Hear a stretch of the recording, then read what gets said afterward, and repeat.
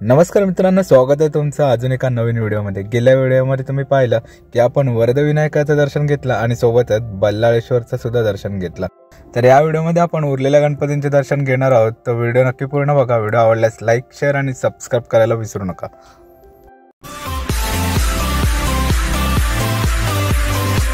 नमस्कार मंडळी, आता आपण आलेलो आहोत ते रांजणगावच्या महागणपतीचं दर्शन घ्यायला।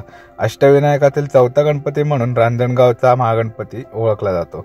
रांजणगावचे श्री महागणपतीचे मंदिर पूर्वाभिमुख असून मुख्य रस्त्यावर उजवीकडे आहे।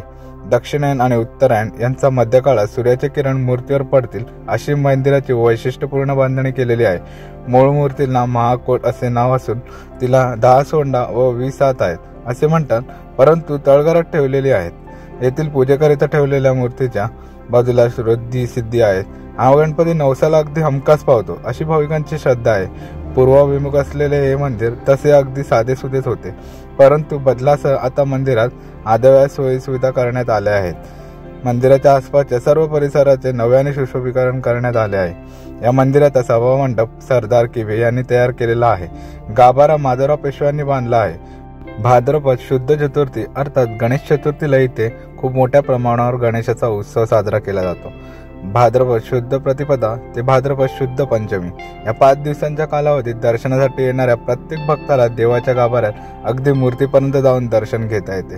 त्यामुळे या काळात दर्शनासाठी भाविकांची इथे रीघ लागलेली असते।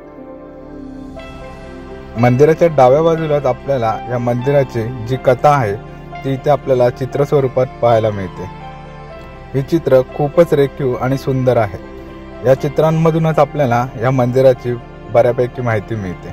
इथे पहाटेच्या वेळी आल्यावर मन अगदी प्रसन्न होऊन जातं। आम्ही पहाटे मंदिरात आल्यामुळे इथे भजन सुद्धा सुरू होतं आणि आम्हाला सुद्धा राहावलं नाही, म्हणून आम्ही चित्र बघून ते भजन पाहायला गेलो।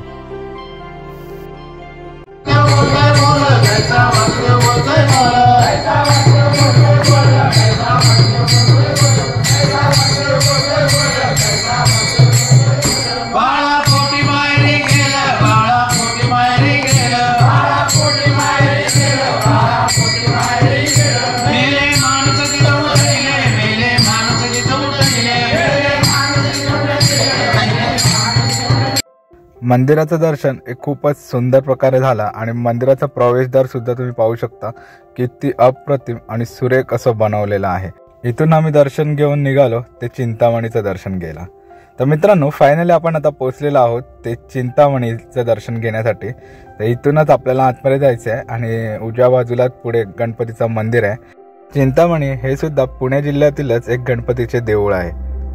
या देवळाची अशी एक आख्यायिका प्रसिद्ध आहे की ब्रह्मदेवाने आपले चित्त स्थिर करण्यासाठी गणपतीची या जागी आराधना केली, त्यामुळे या गावाला थेरूर असे नाव पडले।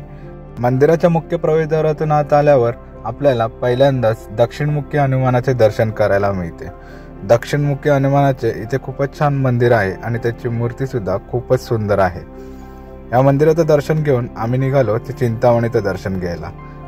चिंतामणीचं दर्शन आतून आम्ही घेतला आणि नंतर पुन्हा आपल्या वाटेकडे निघालो। चिंतामणीचं दर्शन सुद्धा खूपच सुंदर असं झालं। त्याच्यानंतर आम्ही निघालो ते सिद्धटेक या गावाला। सिद्धटेक म्हणजे सिद्धिविनायकाचे दर्शन। आपण आता ज्या ब्रिजवरून जात आहोत तो ब्रिज पूर्वी नव्हता, त्यामुळे लोक इथून बोटीने प्रवास करायचे आणि सिद्धटेक गावात जायचे। सिद्धटेक गावावरून सिद्धिविनायकाचं दर्शन केलं जायचं।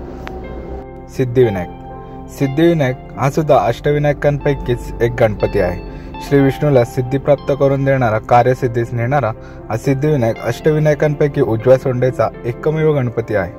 अष्टविनायकांमधील हा दुसरा गणपती आहे। याबद्दल अशी आख्यायिका आहे की हा गणपती असलेली संपूर्ण टेकडीच दैवी शक्तीने प्रभावित असून तिच्या सलग 21 दिवस 21 प्रदक्षिणा केल्यास जीवनात अर्धवट असलेले विघ्न, बाधित कार्य सिद्धीस म्हणजे पूर्णत्वास जातात। हे एकमेव असे अष्टविनायक मंदिर आहे जिथे देवतेची सोंड उजवीकडे आहे। परंपरेने ज्याची सोंड उजवीकडे आहे त्या गणरायाचे नाव सिद्धिविनायक असे ठेवलेले आहे। सिद्धटेक मंदिर म्हणूनच जागृत क्षेत्र असे मानले जाते। येथे देवता अत्यंत शक्तिशाली असल्याचे म्हटले जाते।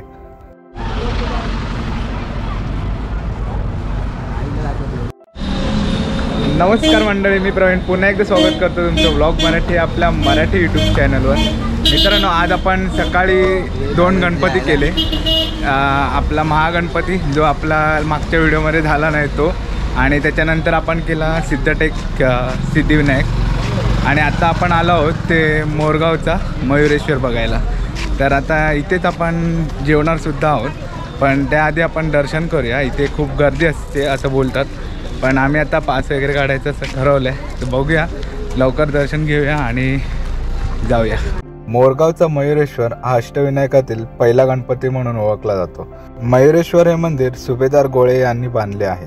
आदिलशाही कालखंडात याचं बांधकाम केले आहे। मंदिर हे काळ्या दगडापासून तयार करण्यात आले असून बहामनी काळात बांधले गेले। गावाच्या मध्यभागी असलेल्या या देवळाला चारही बाजूने मनोरे आहेत।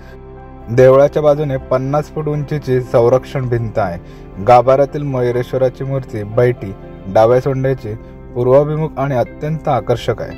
मूर्तीच्या डोळ्यात व बिंबीत हिरे बसवले आहेत। मस्तकावर नागराजाचा फणा आहे। मूर्तीच्या डाव्या उजव्या बाजूस रिद्धिसिद्धी पिवळी मूर्ती असून पुढे मूषक व मयूर आहेत। असे मानले जाते की पूर्वी सिंधू नावाच्या असुराने पृथ्वी तलावर उत्पात माजवला होता। त्याचा नाश करण्यासाठी देवाने अखेर गणपतीची आराधना केली। तेव्हा गणपतीने मयुरावर आरूढ होऊन येथे सिंधू असुराचा वध केला। त्यामुळे गणपतीला येथे मयुरेश्वर असे नाव पडले।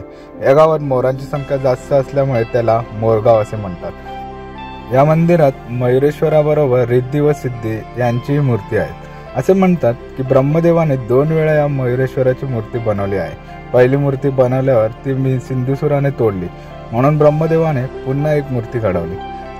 हे मंदिर आतून खूपच सुंदर असं आहे आणि खूप वेल मेंटेन ठेवलेलं आहे। या मंदिराचं दर्शन घेतला आणि आम्ही निघालो ते पेटपूजा करायला।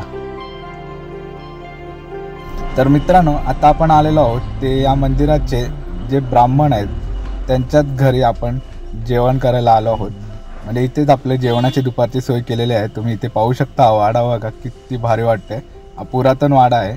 इथून आतमधून आपण दाखवतो तुम्हाला कसं आहे हे बघा। आणि ते सगळं असं जेवणाची वगैरे तयारी सुरू आहे। तुम्ही पाहू शकता एवढी जण जेवण बनवत आहेत मस्तपैकी गरम गरम पुऱ्या। मला पण आता भूक लागल्या, तर आता मी सुद्धा जेवण घेतलंय मस्तपैकी असं पाहू शकता। तर आता आपल्या ताटात घेतलेलं आहे मी मस्तपैकी अशा पुऱ्या घेतल्यात गरम गरम, आणि बटाट्याची भाजी आहे सोबत, अजून काय हवंय पापडसुद्धा आहेत, आणि डाळ, आणि इथे उसळ आहे मटकी चणे वगैरे यांची, आणि चटणी आहे ती मला खूप आवडते, लसूण चटणी, आणि श्रीखंड दिले वा, आणि सोबत लोणचं। या मित्रांनो जेवायला, आणि जेवण पुन्हा एकदा भेटूया नवीन काहीतरी घेऊन एका नवीन व्हिडिओमध्ये।